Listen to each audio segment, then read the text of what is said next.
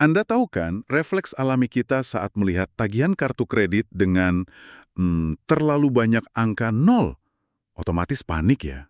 Wah, itu sih bukan panik lagi ya, jelas bikin jantungan. Benar banget. Nah, bayangkan kalau angka di tagihan itu nyaris menyentuh 10.000 triliun rupiah. Selamat datang di sesi eksplorasi mendalam kita hari ini. Topik yang cukup berat, tapi sangat krusial. Sangat krusial. Jadi untuk Anda yang ingin memahami gambaran besar ekonomi kita akan membedah sebuah laporan dari Kompas tertanggal 11 Mei 2026. Tajuknya ini cukup bikin kaget. Utang pemerintah Indonesia per Maret 2026 meroket ke angka 9.920,42 triliun rupiah. Itu lompatan yang lumayan loh, sekitar 282 triliun rupiah hanya sejak Desember 2025. Angka yang fantastis. Tapi disinilah misi kita hari ini. Kita mau mengurai sebuah paradoks. Mengapa di tengah kepanikan publik, ini Menteri Keuangan kita, Purbaya Yudisadewa, justru bersikeras bahwa kondisinya aman. Beliau bahkan merasa strategi pemerintah itu layak dipuji, kan? Tepat. Dan sebelum kita masuk lebih jauh, perlu ditegaskan untuk Anda yang mendengarkan, kami di sini tidak memihak posisi politik manapun ya, baik itu yang pro maupun yang kontra. Betul sekali. Kita murni hanya melaporkan dan membedah apa yang disampaikan dalam artikel sumber kita ini. Tidak lebih. Setuju. Oke, mari kita urai ini. Utang raksasa sebesar itu, kenapa nggak otomatis memicu krisis ekonomi? Karena gini, dalam ekonomi makro, utang itu nggak bisa dihakimi cuma dari angka nominalnya aja. Kita harus melihat ukuran semacam mesin yang menopang utangnya, yaitu kapasitas ekonomi negaranya. Oke, mari kita pakai logika yang lebih sederhana buat Anda yang mendengarkan. Kalau saya punya utang KPR 1 miliar, itu kedengarannya menakutkan banget kan? Jelas, apalagi kalau gajinya UMR. Nah, itu dia. Tapi kalau gaji saya 100 juta sebulan, cicilan 1 miliar itu tiba-tiba terasa wajar. Apakah cara kerja rasio PDB atau produk domestik bruto itu sesederhana analogi KPR ini? Konsep dasarnya sih sangat mirip, walaupun harus diingat ya, negara itu punya satu kekuatan super yang nggak dimiliki orang yang ber-KPR. Apa tuh? Mencetak uang. Betul, negara bisa mencetak uang dan menaikkan pajak. Tapi untuk mengukur batas aman, analogi Anda tuh sangat relevan. Jadi gimana dengan gaji negara kita sekarang? Saat ini, rasio utang Indonesia terhadap PDB kita ada di angka 40,75%. Undang-undang keuangan negara kita itu membatasi rasio ini di 60%. Oh, oke. Berarti masih lumayan jauh dari batas maksimalnya ya? Benar. Jadi kapasitas ekonomi kita dinilai masih sangat sanggup.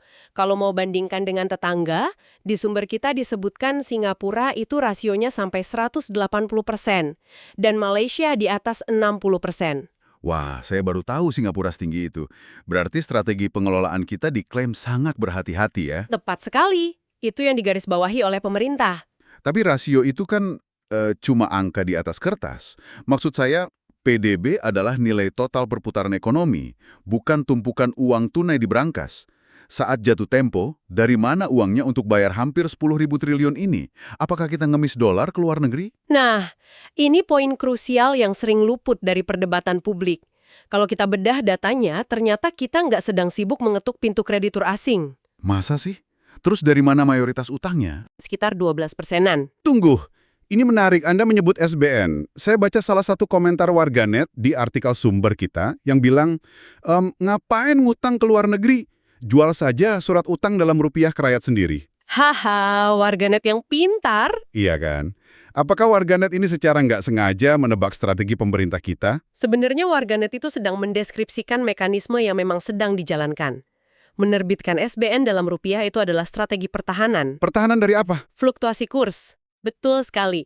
Kalau kita berutang dalam dolar, lalu tiba-tiba nilai tukar dolar melonjak karena krisis global, utang kita bisa bengkak dalam semalam tanpa kita melakukan apa-apa. Dengan SBN rupiah, resiko itu dipangkas habis. Tapi tunggu dulu. Kalau pemerintah mencetak dan menjual surat utang gila-gilaan di dalam negeri, bukannya itu menyedot uang tunai masyarakat? Uang yang mestinya buat modal bisnis malah ditarik oleh negara. Nah, itu kritik yang sangat valid di ilmu ekonomi. Sering disebut crowding out effect. Memang ada risiko likuiditas domestik kita tersedot.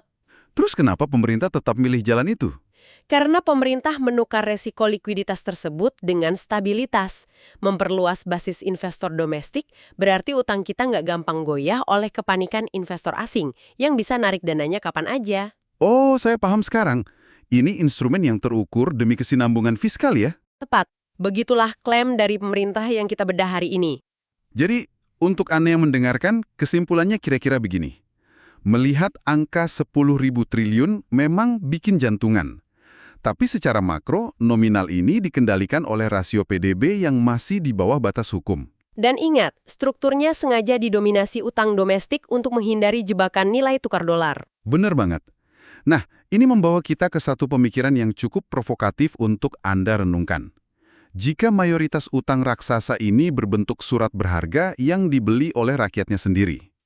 Apakah ini berarti rakyat yang memegang SBN perlahan-lahan sedang membeli kembali masa depan ekonomi negaranya? Sebuah perspektif yang mungkin mengubah cara Anda melihat angka fantastis di berita selanjutnya. Sampai jumpa di bedah fakta berikutnya. Download Tribun X sekarang. Menghadirkan lokal menjadi Indonesia.